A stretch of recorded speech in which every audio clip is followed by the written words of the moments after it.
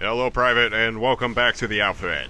Now, we had just completed the first mission, the Beachhead, but we had arrived at this village, but it is too late for us to save this church from utter destruction from the fire within.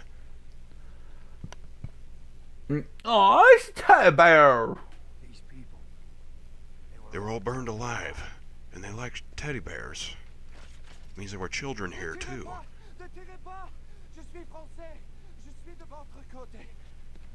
Yeah, this game doesn't put subtitles for anything that is said in French or German. You see, we're Americans, we only speak English. Yes. And Père François. This was my village. This was my church. The Germans did this. Not Germans. German. Hans von Beck. He is the one responsible for this atrocity. Did he also compose a really good piano piece?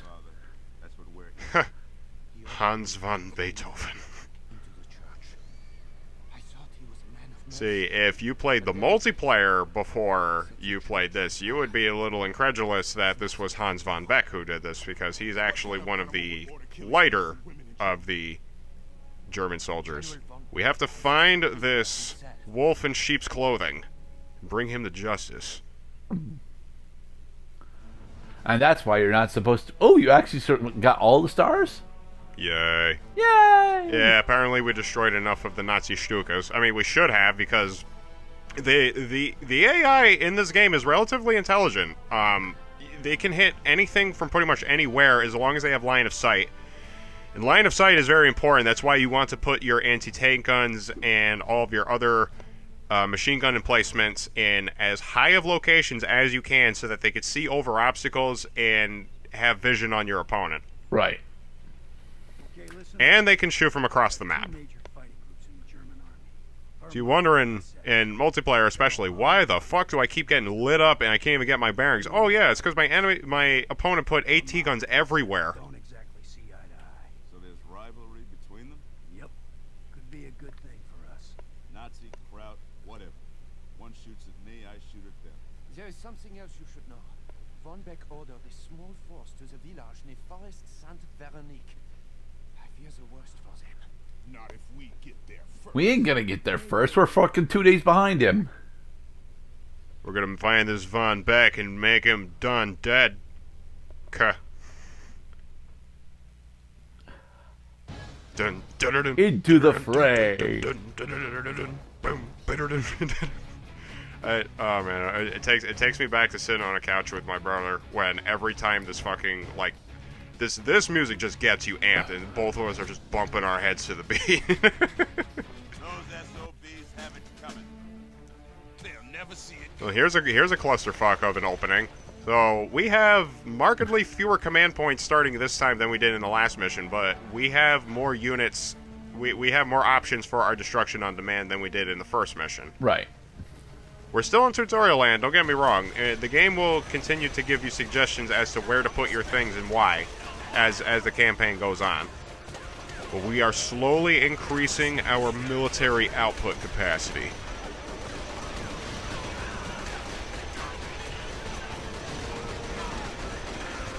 Okay, come on, select the...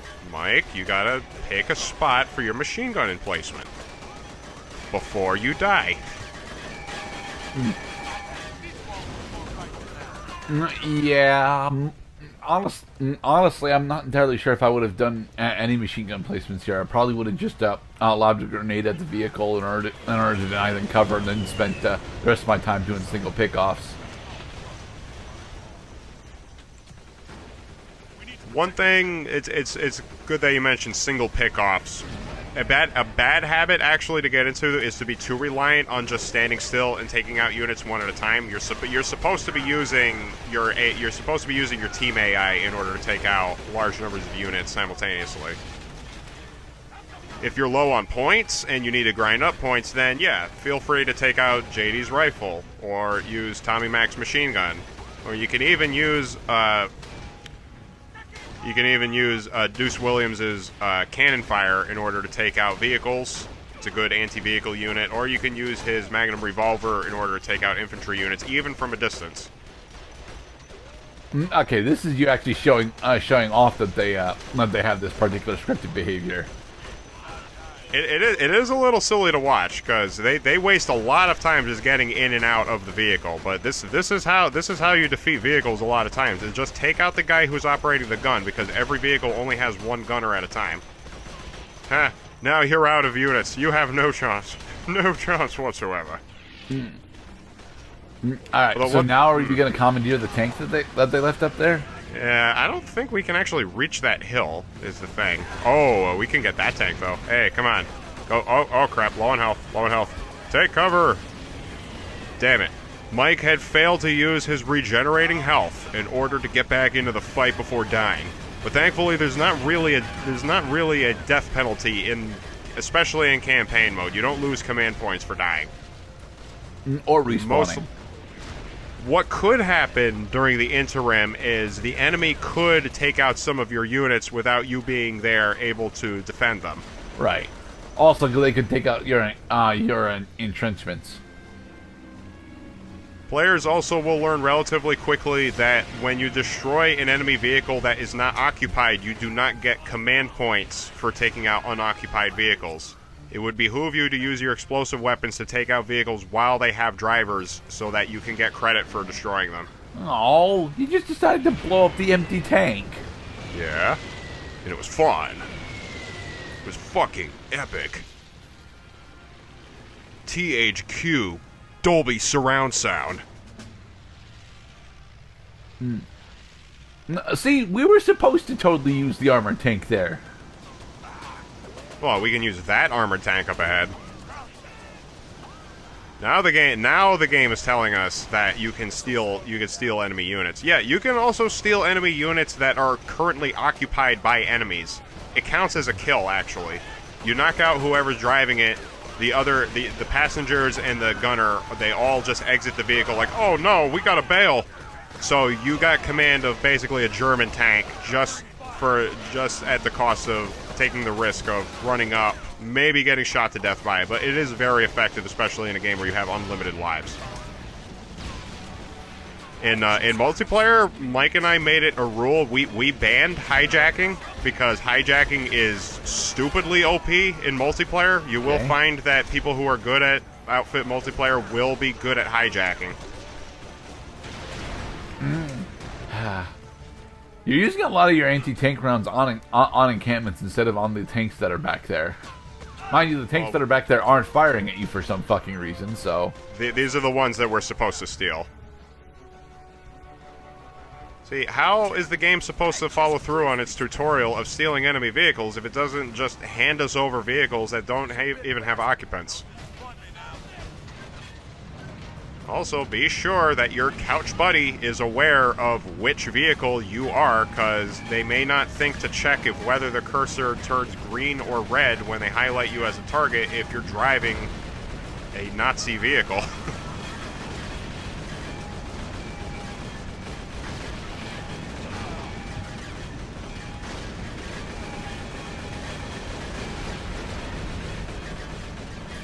Yeah, we must destroy the house of Hitler.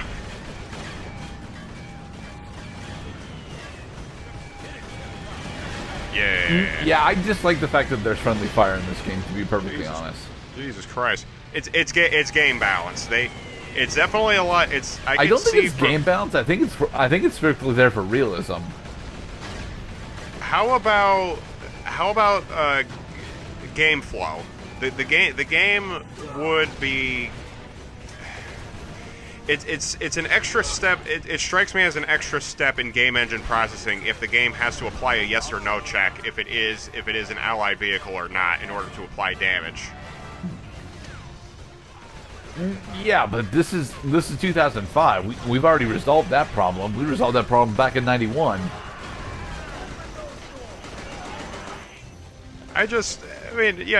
Realism, chaos, like. Fucking watch your fire, soldier. And also that it was definitely a design consideration to just make as much shit blow up as humanly possible, even if it's not convenient to the player. This is a game that really prides itself on its ability to make a lot of explosions and destructible things and just sheer havoc and chaos, which makes this game wonderful to play at times. I don't know. We're actually having a lot of smaller explosions instead of anything really impactful. Oh, we're going to have the big boom. We're going to have very, very big booms throughout this game.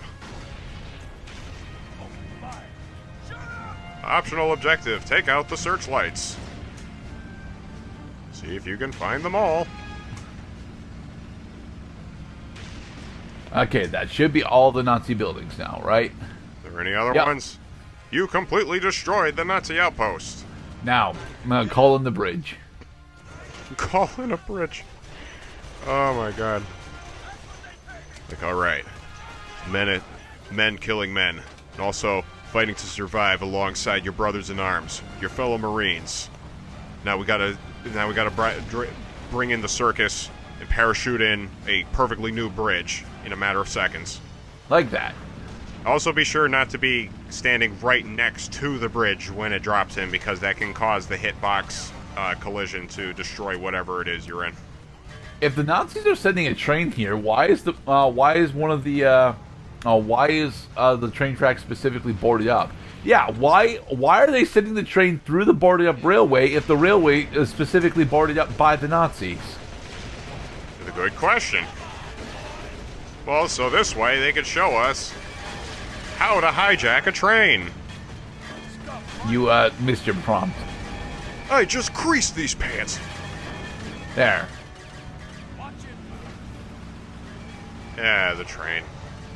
It's not a terribly useful weapon vehicle. There are no weapon attachments on the train, but you can. Not explode enemy tanks that are being stupid. Yes. You know, ding, ding, ding, ding, ding, ding, ding. Watch out, there's a train coming. Get the fuck out of the way. Oh, damn it. Michael, you hit the train.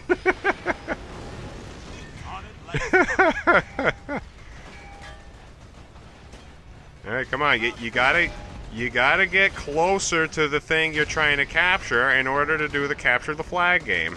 Come on, this is not our first outpost that we had to capture. Just keep shooting. I'll be there to kick your ass. Time for a balls after. Williams, you're going to want to replenish your squad. 75 points, please. Get over to the strategic outpost. Is it safe, though? Yeah, it's relatively safe. You can destroy the motor pool, the armory, or the radio tower.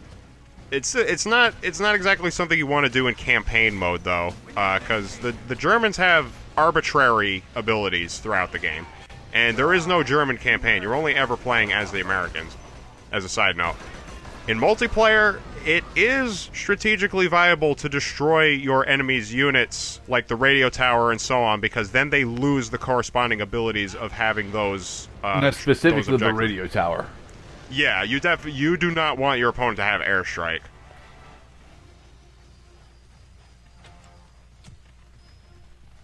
Alright, now the reason why I'm setting up AT units here is because this is not my first time playing this game. I remember that eventually... You're trying to set up a shooting gallery. Trying to set up a shooting gallery so that when the Nazi retaliation force arrives, that base will be able to hold off any vehicles or infantry that come along. They already boarded up this fucking train tunnel. Why do they even have this train here?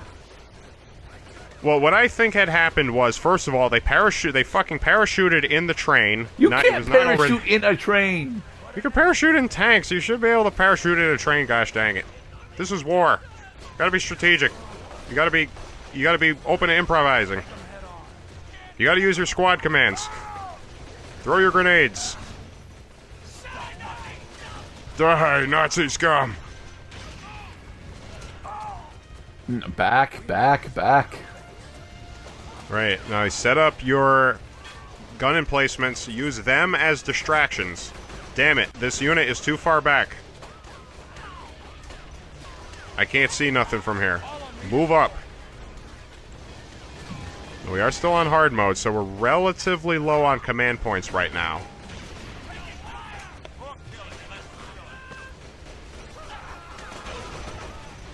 But we can get some command points taking out these searchlights. Yeah. Yep, 200 at a time. Yep, nice.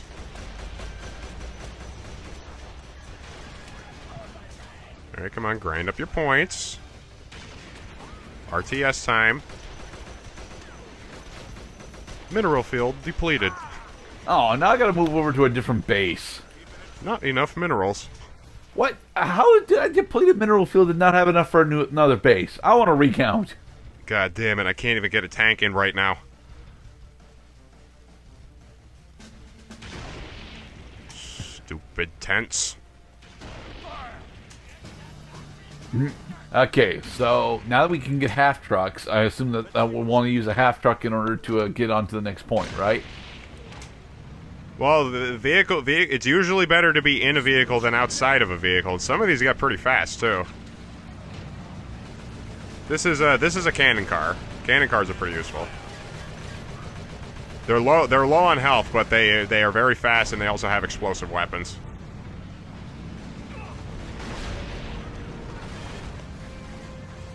Got to destroy the trains.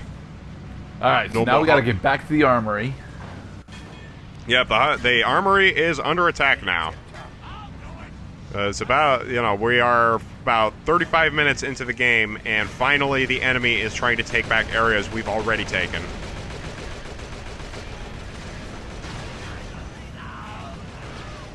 Alright, so how do we actually get back to the armory from here?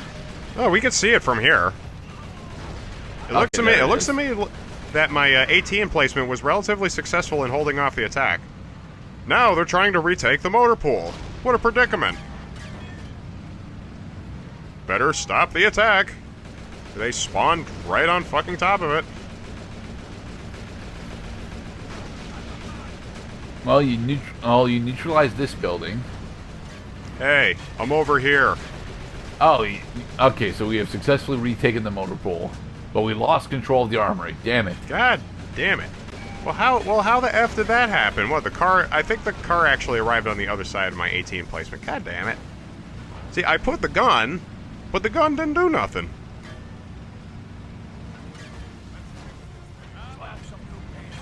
Hey, buddy. Slap some new paint on it. I'll do it for you. Easier than getting out of the vehicle, hitting A to repair it, and then getting back in it. Okay, so now that we have both the armory and the motor pool, what's the next major objective? Yeah, we still haven't gotten the armory back. We have to go in and destroy the rest of the Nazi HQ buildings. Okay. Nazi flags make up targets, men. Do your country proud. You're gonna need something bigger than a little squirt gun there, Sonny. There are two damaged crocodile tanks. Oh, watch out for the train. Take out the train car.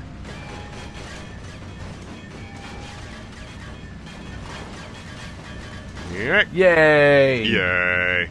Troop car destroyed. Pin another medal on my chest. And so are we going to actually get a chance to take over the crocodile tanks? Yes. They may be damaged. As long as they're not totally destroyed, we can still use them. Alright, so if the crocodile tank, I assume, has got the ability to launch that fuel tank. The crocodile tank has a flamethrower. Okay. So why is it called a crocodile if it's actually a salamander? It's a fire-breathing dragon. It's not a dragon. It moves too slow. Don't drive through the fire. Very dangerous. All right, quick, ride with a buddy so that way you can repair each other.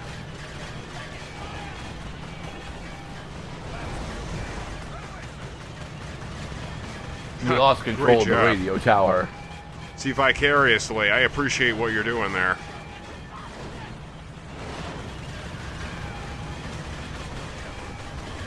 I believe they wanted us to set these buildings on fire, hence they gave us crocodile tanks. Stop driving through the fire. You're destroying the crocodile tank.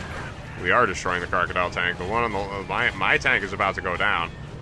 Mike's is relatively healthy, but I'm a little far from help right now. So I would have to get out and repair my tank myself if I wanted to keep going. Oh god. Oh god. No, they quick, they respawn. Yep, I'm dead. But it was not in vain. So all we have to do now is finish destroying the Nazi buildings. And use the broken amount of payoff for destroying each of the buildings in order to keep dropping in tanks as needed. You're on the home stretch now, soldier.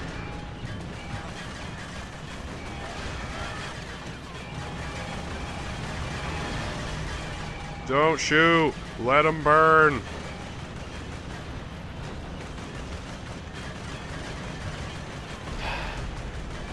And this is one of the big issues that you have with tank warfare: the fact that you feel really indestructible while you're riding it, despite the fact that it's so super slow. Like at this point, Mike should probably just get out of the tank and walk over to the other objective, so he can either rocket launcher or just spawn a crocodile tank on top of it. He does. Mike does have the advantage of playing as Mac, who also is equipped with a flamethrower. Each of the heroes have 2 weapons. Don't know if you noticed that, Mr. I did. So Mac has a machine gun and a flamethrower. J.D. Tyler has a rifle and a shotgun. Deuce Williams has a Magnum revolver and a rocket launcher.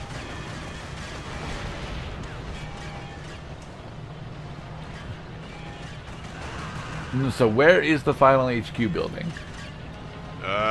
Well, apparently it is 250 meters in Cloud's direction.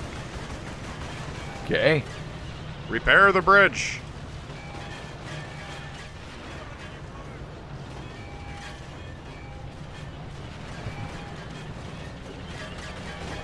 One bridge repaired. Two bridge repaired. Yay! Run them over. Or Think your little crocodile them. Yes. Think your little sandbag's going to save you from the bayou? That's alligator too. Cloud, not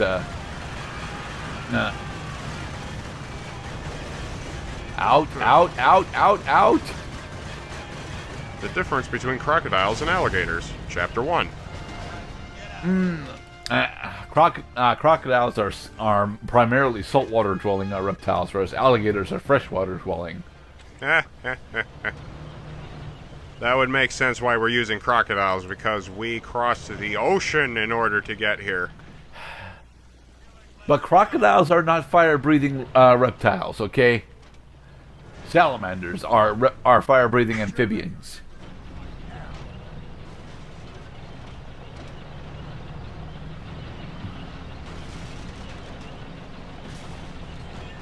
Alright, come on. Get your permanent markers ready, guys. We're going to draw dicks on their graffiti.